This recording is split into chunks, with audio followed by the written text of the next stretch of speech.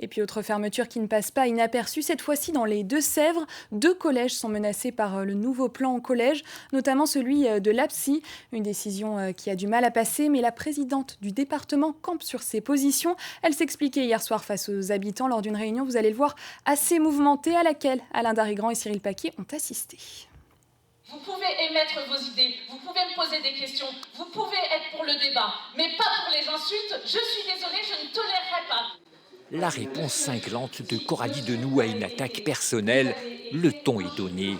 Hier soir à l'Apsy, la présidente du département des Deux-Sèvres défendait son plan collège devant des habitants révoltés. Vous comprenez pas, c'est 700 € à la collectivité.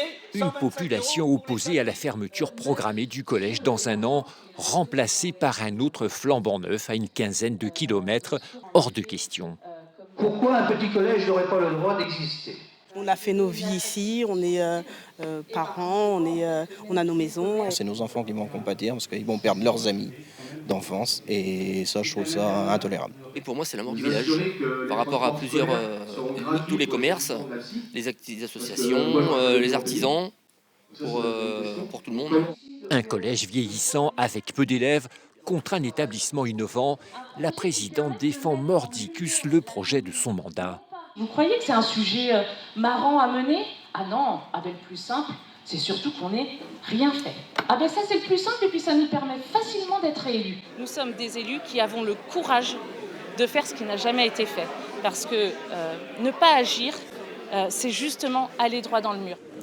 Autre sujet de discorde, le remplacement du collège par une maison d'accueil intergénérationnelle.